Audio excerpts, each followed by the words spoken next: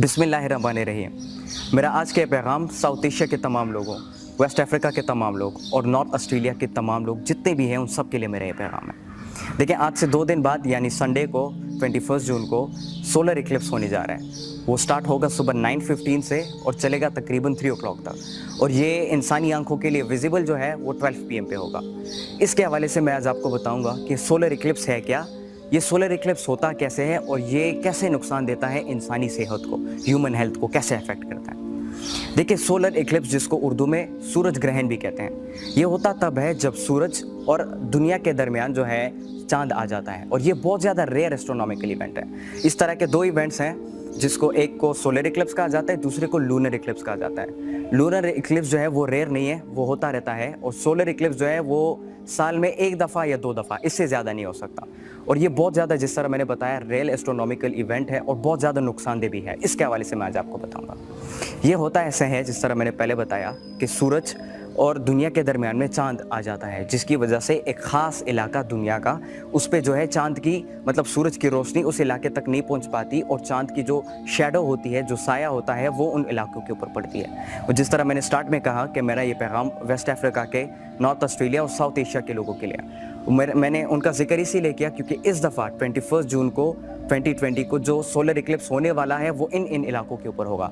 और देखें, इस सोलर इक्लिप्स के फिर आगे 4 मुख्तलिफ पार्ट्स होते हैं, उसके हवाले से हम बाद में जिक्र करेंगे कि वो पार्ट्स क्या होते हैं और इससे दुनिया को किस तरीके से डैमेज होता है या दुनिया को क्या असरात इसके मिलते हैं। ये जिस तरह मैंने बताया, स्टार्ट होता है कि सूरज की जो रोशनी होती है वो बहुत ज़्यादा ज़रूरी है दुनिया में कुछ ऐसे पार्टिकल्स हैं या जो कुछ ऐसी चीज़ें हैं, कुछ ऐसी जानदार चीज़ें हैं जिनके लिए सूरज की रोशनी ज़्यादा ज़रूरी है। अब प्लांट्स की एग्जांपल आप ले लें।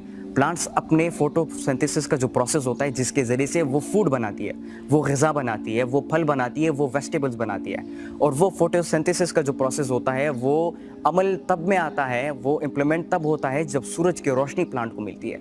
तो जब सूरज की रोशनी प्लांट्स को नहीं मिलती तो इससे क्या होता है, फोटोसिंथेसिस का जो प्रोसेस होता है ये बहुत ज़्यादा डिस्टर्ब हो जाता है। उसके अलावा सूरज से जो सोलर एनर्जी दुनिया तक पहुंचती है ये भी बहुत ज़्यादा इंपॉर्टेंट होती है।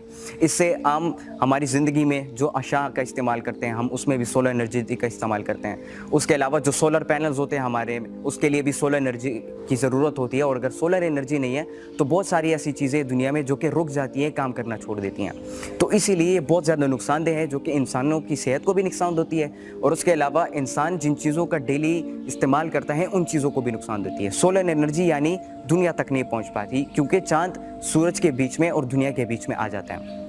अब देखें, यहाँ पर सूरज जो है ये एक किस्म की ख़ास रेज़ प्रोड्यूस करता है। सूरज की अपनी ख़ास रेज़ होती है जो कि बहुत ही ज़्यादा नुकसानदेह होती है इंसानी जिस्म के लिए। इसीलिए जो है कहा जाता है कि गर्मी के मौसम में जब भी आप घर से बाहर निकलते हो तो सनस्क्रीन लगा के निकला करें। अब सन की जो क्रीम होती है वो क्यों आप लगा के निकलते हैं, क्योंकि वो क्या करते हैं, वो क्रीम ख़ास बॉडी के लिए डिज़ाइन की होती है कि जब आप उसको अपने जिस्म पर लगाते हो तो सूरज की जो अल्ट्रा वायलेट UV रेज़ हैं या जितनी भी सूरज की रेज़ है वो आपको इफेक्ट नहीं करती। और इसके लिए अल्लाह ताला ने नेचुरली एक सिस्टम बनाया है, एक लेयर बनाई है ओजोन लेयर के नाम से, कि जब भी सूरज की रोशनी जो है दुनिया पे पड़ती है और जब भी वो रेज़ दुनिया की सरफेस में एंटर करने की कोशिश करते हैं तो अल्लाह ताला ने एक ऐसी कुदरत बनाई है ओजोन लेयर के नाम से कि जो कि उन रेज़ को रोकती है और उन रेज़ को दुनिया की जो सरफेस है उस तक पहुंचने से उनको रोकती है। अब क्योंकि हम इंसान जो है टेक्नोलॉजी का ज़्यादा इस्तेमाल करते हैं, गाड़ियों का, फैक्ट्रीज़ का, इन तमाम चीज़ों का ज़्यादा इस्तेमाल होता है। न्यूक्लियर जो है वेपनरीज़ के टेस्ट होते हैं, बॉम्बिंग्स होती हैं, जिसकी वजह से एक बहुत बड़ी तादाद में, एक मैसिव तादाद में पॉल्यूशन की प्रोडक्शन होती है। अब क्या होता है, जब वो पॉल्यूशन प्रोड्यूस होता है तो वो पॉल्यूशन जो है वो खला में जाके ओजोन लेयर में सुराख बनाता है, और जब ओजोन लेयर में सुराख बनता है तो क्या होता है कि सूरज की वो जो इफेक्टिव रेज़ होती है जो कि हद से ज़्यादा नुकसानदेह है इंसानी जिस्म के लिए, वो जो है ओजोन लेयर के उन सुराखों के अंदर से गुजर के आती हैं और जाके वो इंसानों के जिस्म को नुकसान पहुंचाती है, बल्कि इंसानों को नुकसान पहुंचाती है। और अल्लाह ना करे इससे इंसान को स्किन कैंसर भी हो सकता है और उनकी मौत भी वाक़ हो सकती है। अल्लाह हम सबको इससे बचाए।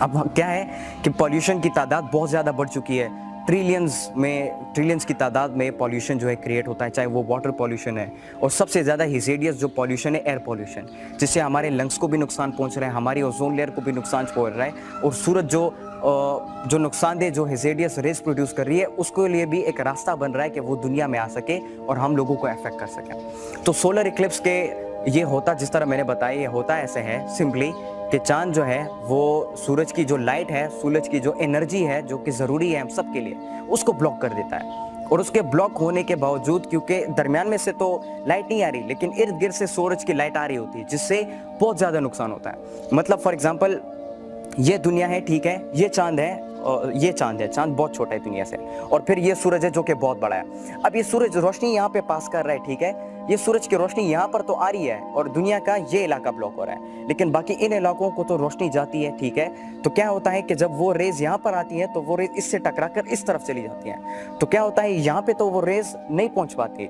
लेकिन क्या होता है कि जो नेगेटिव और जो खतरनाक रेज होती है सूरज की, वो इस चांद से टकराकर, चांद की सरफेस से टकराकर अर्थ के जो इन इलाके हैं, ये इलाका तो छुपा हुआ है चांद की शैडो से, लेकिन बाकी के इलाके दिखाई देते हैं, जिसकी वजह से एक तादाद होती है रेस की अपनी, लेकिन वो तादाद ज़्यादा हो जाती है। जब एक हद, मतलब वो तादाद हद से ज़्यादा हो जाती है तो बहुत ज़्यादा नुकसानदेह होती है। इससे बहुत ज़्यादा इफेक्ट हो सकता है हमारी मतलब सोलर एनर्जी पे भी बहुत ज़्यादा नुकसान हो सकता है। उसके अलावा हम इंसानों पर जो कि इस रोशनी के बाहर रह रहे हैं, उनको बहुत ज़्यादा नुकसान इससे हो सकता है। अब इसके पार्ट्स जो मैंने स्टार्ट में आपको बताया कि फिर इसके सोलर इक्लिप्स के 4 हिस्से होते हैं, 4 तरीकों से सोलर इक्लिप्स होता है, उसके हवाले से मैं आपको बताता हूँ। सबसे पहला जो सोलर इक्लिप्स होता है that is called partial solar Eclipse. अब पार्शियल सोलर इक्लिप्स क्या होता है, जिस तरीके से आपने चांद के हवाले से पढ़ा होगा, चांद के अपने शक्ल होते हैं, हाँ, जिससे जो है महीनों को भी काउंट किया जाता है। सबसे पहला चांद का जो मतलब एक दिन ऐसा आता है कि चांद आसमान में नहीं दिखाई देता, फिर उसके अगले 2 दिन बाद एक ऐसा दिन आता है कि चांद हल्का सा दिखाई देना शुरू करता है, जिसको क्रीसेंट चांद कहते हैं। अब वो क्रीसेंट जो है, जो चांद बहुत ही हल्का सा दिखाई देता है, उस तादाद में जो है रोशनी ब्लॉक हो जाती है दुनिया की, और बाकी सूरज की जो रोशनी है वो बाकी दुनिया की सरफेस पर पड़ती है। इसको पार्शियल सोलर इक्लिप्स कहा जाता है। फिर आपने देखा होगा कि चांद की जो मतलब साइज होता है वो क्रीसेंट से एक दिन बड़ा हो जाता है, थोड़ा सा मतलब 15% तक आ जाते हैं। क्रीसेंट 5% होता है, और दूसरा जो है चांद जब बड़ा होता है तो 15% तक पहुंच जाता है, and that is called annular solar Eclipse. अब वो एन्युलर सोलर इक्लिप्स क्या है कि वो चांद का 15% जो है दुनिया की रोशनी को ब्लॉक करता है, सूरज की रोशनी को ब्लॉक करता है, और बाकी की जो रोशनी है सूरज की वो पूरी दुनिया तक पहुंचती है। और जो तीसरा वाला है that is called the total solar Eclipse. अब टोटल सोलर इक्लिप्स क्या होता है कि जिस तरीके से नया चांद आता है ना, नए महीने में चांद पूरा दिखाई देता है, तो टोटल सोलर इक्लिप्स में पूरा का पूरा चांद जो है वो दुनिया और सूरज के दरम्यान में आ जाता है और सूरज की रोशनी को ब्लॉक करता है, जो कि बहुत ज़्यादा इफेक्टिव होता है। लेकिन इन तमाम चीज़ों को अगर आप आपस में मिला लें तो इनका इतना नुकसान नहीं होगा कि जितना चौथे पार्ट का होता है, जिसको हाइब्रिड सोलर इक्लिप्स कहा जाता है। अब हाइब्रिड सोलर इक्लिप्स क्या है? हाइब्रिड सोलर इक्लिप्स ऐसा होता है कि एन्युलर यानी आधा चांद, आधा चांद पहले आता है, सूरज की रोशनी को ब्लॉक करता है, लेकिन वो आधा चांद बढ़ता जाता है, बढ़ता जाता है, बढ़ता जाता है, और वो उसी एक दिन के अंदर, उसी खास वक्त के अंदर वो जो है टोटल सोलर इक्लिप्स में बदल जाता है। मतलब आधा चांद जो है वो दुनिया की रोशनी ब्लॉक करता है, लेकिन फिर वो पूरा चांद बन जाता है, जिसको हाइब्रिड सोलर इक्लिप्स कहा जाता है। And that is the most hazardous solar eclipse, क्योंकि ये जो यूवी है, ठीक है, जो अल्ट्रा वायलेट रेज है, यूवी रेज है सूरज के, उसको मतलब एक रास्ता दे देता है दुनिया में बड़ी तादाद तक पहुंचने के लिए। अब जब वो अल्ट्रा वायलेट रेस जो कि हद से ज़्यादा हेजेरियस है, मतलब ultra violet rays, UV rays ऐसी चीज़ है कि जिसको किसी भी फॉर्म में नहीं देखा जा सकता, और साइंटिस्ट ने आज तक किसी भी फॉर्म में उसको मतलब एक्सप्लोर नहीं किया, उसको डिस्कवर नहीं किया कि ये कितना है और इसका मतलब जो मैसिव डिस्ट्रक्शन हो सकता है, बड़ी तादाद में जो डिस्ट्रक्शन हो सकती है वो कितनी बड़ी हो सकती है, इसको आज तक जो है फाइंड आउट नहीं किया गया। क्योंकि हाइब्रिड सोलर इक्लिप्स मतलब सदियों में, हज़ारों सालों में कई एक दफ़ा हो जाता है, बहुत कम होता है ये, लेकिन ये बहुत ज़्यादा खतरनाक सिचुएशन होती है। अब 21 जून को जो इक्लिप्स होने वाला है वो एन्युलर सोलर इक्लिप्स है। मतलब वो आपको नुकसान तो देगा, लेकिन ज़्यादा तादाद में नहीं देगा, कम तादाद में देगा। ये जो है सोलर इक्लिप्स के पार्ट थे, और मैंने आपको बताया कि किस तरीके से सोलर इक्लिप्स होता है। अब इसके इफेक्ट्स के ऊपर बात करते हैं कि किस तरीके से नुकसान देता है और इसके नुकसान से हम कैसे बच सकते हैं। देखें, आप लोगों ने कभी नोटिस किया होगा, हमारी ये जो आंखें होती हैं, ठीक है, ये जो कॉर्निया है, इसके अंदर ब्लैक डॉट होता है, उस ब्लैक डॉट को रेटिना कहा जाता है। और रेटिना असल में उस ब्लैक डॉट को भी कहते हैं, लेकिन उस ब्लैक डॉट के साथ एक लेयर होती है जो कि मदद करती है आंखों, मतलब जो हमें जो भी चीज़ें नज़र आती है ये उस रेटिना की वजह से नज़र आती है। असल में हमारी इंसानी आंख जो है ये हर एक चीज़ को उल्टा देखती है। मतलब अभी जो आप मुझे देख रहे हो, मैं अभी ऐसा नहीं हूँ, आपकी आंखों में मैं अभी उल्टा खड़ा हूँ, मैं अभी उल्टा आपको नजर आता हूँ। ये साइंटिफिक प्रूफ है। बहुत से साइंटिस्ट ने इस पर रिसर्च किया और सब लोग इस बात को मानते हैं। अभी मैं आप सब लोगों को इस रेटिना के जरिए से उल्टा नजर आता हूँ, लेकिन हम सीधा एक दूसरे को कैसे नजर आते हैं, हर एक चीज़ सीधी हमें कैसे नजर आती है। ये रेटिना असल में हमारे माइंड तक मैसेज ले जाती है, और ये माइंड जो है, जब माइंड तक मैसेज पहुंचता है, माइंड इसके ऊपर एक्शन लेता है और फिर आके वो आइस को वापस रिस्पॉन्ड करता है, जिससे आइस के अंदर फिर खास एक लिक्विड होता है और ख़ास एक जगह है आई के अंदर जो कि हमारी उस विजिबिलिटी को रेटिना के जरिए से स्ट्रेट कर देता है, सीधा कर देता है, और फिर वो दोबारा दिमाग को पैगाम पहुंचाता है, और फिर दिमाग के जरिए से हम जब प्रोसेस करते हैं, हम उस चीज़ को सीधा देख पाते हैं और हम ये अंडरस्टैंड कर पाते हैं कि अच्छा, ये अभी मेरे सामने जो है लोग बैठे हैं, या मेरे सामने कोई खड़ा है, या मैं कोई पौधा देख रहा हूँ, या मैं कोई कलर देख रहा हूँ, चाहे ग्रीन कलर है, रेड कलर है, जितनी भी चीज़ है, ये इन चीज़ों से हमें नज़र आती है। तो जब क्या होता है, जब सोलर इक्लिप्स होता है, वैसे कहा तो जाता है कि नॉर्मली भी जब आम सूरज निकल आए उसको भी नहीं देखना चाहिए, बहुत ज़्यादा इफेक्टिव है, लेकिन सोलर इक्लिप्स से अपने आप को बिल्कुल बचा के रखें, बहुत ज़्यादा अपना एहतियात करें। जिस तरीके से कोविड-19 से बचने के लिए आप घर से मास्क पहन के निकल रहे हो, तो जब ये सुबह 9 बजे संडे के दिन जब ये स्टार्ट हो जाए और दोपहर के 3 बजे तक अगर आप घर से निकलते हो, तो कोशिश ये किया करो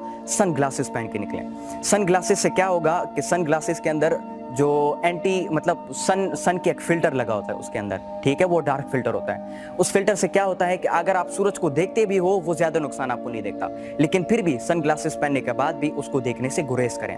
आप जो है अपना ख्याल रखें और उसको देखने से गुरेज करें। ये आपके मतलब आंखों पे इतना अफेक्ट कर सकता है ये कि आपको अंधा भी कर सकता है। आपकी आंखों की जो नज़र है वो भी इस अल्ट्रा वायलेट रेज, सूरज की जो रेज होती है और सोलर इक्लिप्स की वजह से चली जा सकती है। और दूसरी बात कि जब ये जो रेज होती है, ये सूरज से जो रेज आती है, जिस तरह मैंने पहले बताया, ये इंसानी स्किन के साथ जब टकराती है तो क्या होता है, स्किन कैंसर पैदा हो जाता है। अल्लाह ना करे, जब स्किन कैंसर पैदा होगा तो ये बहुत ज़्यादा मतलब एक बड़े लेवल तक भी पहुंच सकता है और इससे इंसान की मौत भी वाक़ई हो सकती है। तो इसीलिए जब आप घर से बाहर निकलते हो, अपने आप को कवर करके निकलें, ठीक है, सनस्क्रीन लगा के निकलें, और उसके अलावा अगर हो सकता है डेफिनेटली आपने खामखा जिस तरह मास्क पहनते हैं तो उसी तरीके से सन ग्लासेस को भी इस इक्लिप्स के दरमियान पहनना लाजमी करें। ये मेरा आज का पैगाम था, और इंशाल्लाह अगले सेशन में मिलेंगे एक नई चीज़ के साथ, और ज़रूर इन बातों पर आप अमल करें। अल्लाह हाफ़िज़।